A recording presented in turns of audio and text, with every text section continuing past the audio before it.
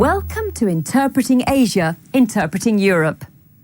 This programme looks at two aspects of liaison interpreting: concentration and memory. An interpreter has to focus on what is happening and has to correctly remember details. In our drama for this programme, a European businessman is about to arrange some social events for his visitors. He has a good interpreter, and it seems that nothing can go wrong. But what happens if the interpreter is distracted? Is it possible to interpret one conversation and focus on something else at the same time? Let's see what happens. Well, that was an excellent day. Công việc hôm nay đã xong, tuyệt vời. Thế kế hoạch ngày mai thế nào? Yes, what about plan for tomorrow? Well, we're ahead of schedule, so I thought maybe you and your team might like a day off and do some sightseeing. Công việc đã xong sớm hơn là dự kiến, cho nên tôi nghĩ là quý vị có thể có một ngày dư ra để đi tham quan mọi nơi. Thế thì hay quá. Last year, we took our Vietnamese guests to a place called Greenwich, which is on the River Thames. It's where the famous Maritime Museum is, and of course, very famous for Greenwich Mean Time. In Greenwich, you can have one foot in the Eastern Hemisphere and one foot in the West. Năm ngoái, tôi có đưa một số quý khách Việt Nam của tôi đi cái khu vực Greenwich. Anh đang ở đâu đấy? Họ ở đấy tham quan cái chỗ thuyền Cutty Shark, với lại có thể một chân đạp ở bán cầu đông và một chân em không biết. Chắc hôm nay em không đi. đặt ở bán cầu tây. Em chỉ ở nhà thôi. Greenwich. Nghe nói ở đó có nhà bảo tàng hàng hải rất nổi tiếng. Greenwich. I heard that there is a famous maritime museum there. That's right. So what we'll do is we'll pick you up at 8:30 a.m. sharp from the side entrance of the Metropole Hotel. Chúng tôi bố trí có xe đón quý vị vào 8 giờ 30 phút ở cái hotel Metropole Hotel đó đấy. And we'll take you to the center of London, which is Westminster. And there you'll catch a boat to Greenwich. And you will see some historical sites like London Bridge, Tower of London, Tate Modern, Canary Wharf. Xe đó sẽ đưa quý vị đến trung tâm London, chỗ gọi là Westminster. Chỗ đó là những cái khu vực lịch sử, có nhiều cái chỗ hay ở đấy, và nó có cái viện triển lãm tranh dầu Tate ở đó đấy. And when you get to Greenwich, you'll go on the Cutty Sark, which is a very famous boat, which is excuse me, you're catching this. Yes, the Cutty Shark. Cutty Sark. And we've booked a restaurant for you, Fagan's, at 1:30 for 7, which is the corner of Blackheath and East End Lane. Sau đó thì chúng tôi sẽ đưa quý vị đến xuống dưới Greenwich. Ở đấy thì quý vị có thể lên tham quan chiếc thuyền cướp Cutty Shark. Rồi đó chúng tôi đã đặt một bàn cho 7 người ở cái khách sạn Quay House ở góc phố Blackheath với lại đường Waterloo gì đó. Ngày mai trời đẹp thì sẽ đi nhé. You can see that even the smallest distraction can affect the interpreter. This is especially true in a public space, such as a hotel lobby, where this dialogue is taking place. The interpreter doesn't concentrate on the conversation and begins to make mistakes. The problem starts with the mobile phone ringing. Let's see that again. The host is talking about Greenwich, famous for Greenwich Mean Time and its Maritime Museum. Listen for how the interpreter fails to deal correctly with these place names.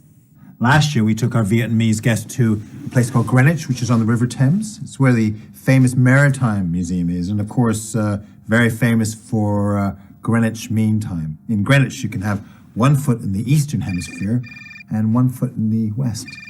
Năm ngoái, tôi có đưa một số quý khách Việt Nam của tôi đi cái khu vực Greenwich. Anh đang ở đâu đấy? Họ ở đấy tham quan cái chỗ thuyền Cutty Shark, với lại có thể một chân đạp ở bán cầu đông và một chân em không biết. Chắc hôm nay em không đi. đặt ở bán cầu tây. Em chỉ ở nhà thôi. Greenwich. Nghe nói ở đó có nhà bảo tàng hàng hải rất nổi tiếng. Greenwich. I heard that there is a famous maritime museum there. Quite clearly, the host is confused. He has already mentioned the Maritime Museum, but it seems that the guest is talking about it for the first time. So what happened?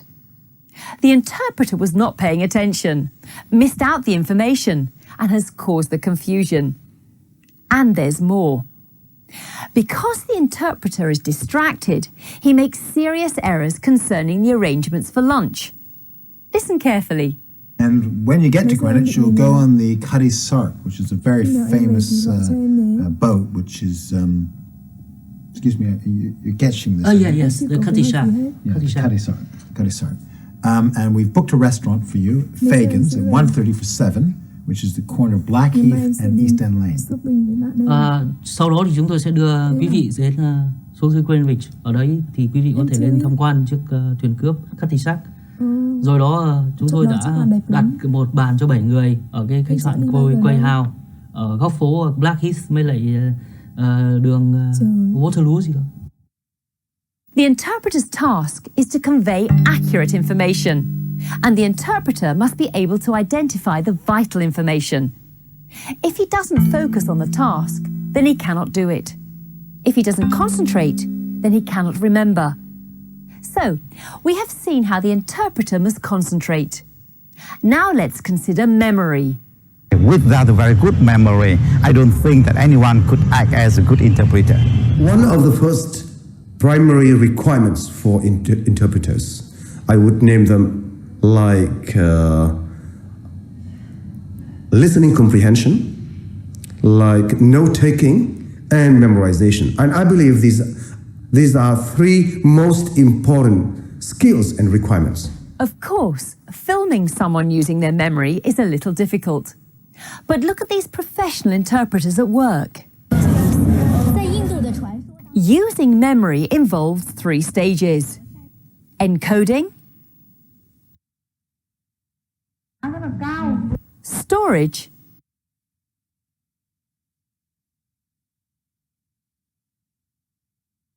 and retrieval. You can see here that in many of these situations, it is not practicable for the interpreter to use a notebook.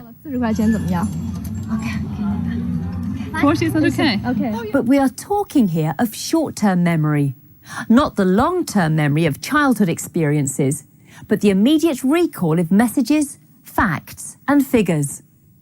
Listen to the experts. To a lay person, an interpreter's ability to remember large chunks of information and details may seem amazing.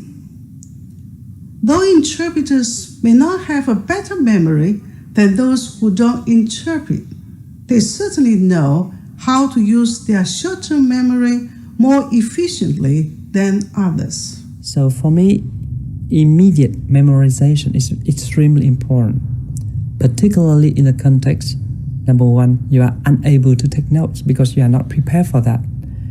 Number 2, the speaker speaks either very fast, that does not allow you to take note.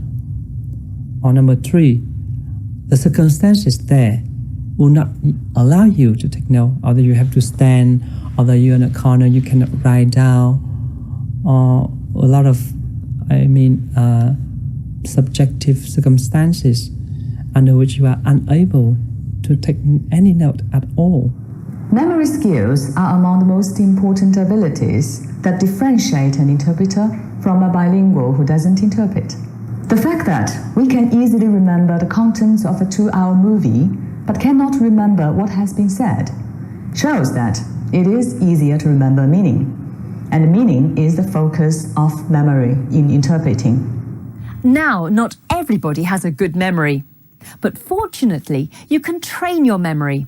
And part of the preparations to be a successful liaison interpreter involves training your memory. Memory needs training. And then in training the memory for the interpreters, you've got to do a lot of exercises. The purpose of memory training is to remember more and for longer, so as to expand the limitations of short-term memory, or STM. While it would be unlikely that anyone could enlarge their STM capacity significantly over a short period of time, it is possible to help trainees organize information better, enabling them to store more information and remember it for longer. Since the time when we were the students, we often practice to train our memory by reading the passage in our mother tongues, Vietnamese of course, and in English. And the passage at first was around, just say 50 words, and then we read the longer and the longer passage, 100, 150, 200, and even we read the passage as long as 400 words or more. One effective way of training students to organize the information better is to do logical analysis of the passages heard. Usually, we start with short, well-organized, and logically structured passages and ask the students to give the information back once they've heard it. We focus first on the gist of the whole passage and the links within it. By remembering the keywords and the logical links, interpreters can recall what was said in the original speech, and the detailed recording can be emphasized at a later stage of training. The passages used gradually become longer and less well organized, more representative of the kinds of speech most interpreters need to deal with in the course of their work. Well, students can always train themselves to have a good short-term memory. For example, they can just follow TV or radio programs to do the shadowing exercises by themselves. They just follow the speaker of TV or radio, and they repeat the same thing of the speaker in order to get good short-term memory. The interpreter uses various techniques to help and improve memory. Categorization, generalization, comparison, and mnemonics.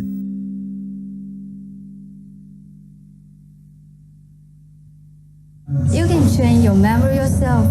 If you want to be a good interpreter, start from now. When you've just heard a speech or talk on TV or radio, or have read a report, a story, or anything that interests you, try to give back as much information as you can. But don't forget that, from a long-term perspective, building up your knowledge is a fundamental way to improve memory performance. Trying to remember something that you are already familiar with is much easier than trying to remember something that's brand new. This programme has been about the need for focus and concentration, and about the important role of memory. You must use your short-term memory all the time. Memory is like a muscle. It can be trained. And finally, memory comes first. Your notes back it up. But taking notes is the topic of the next programme. Don't forget to watch it.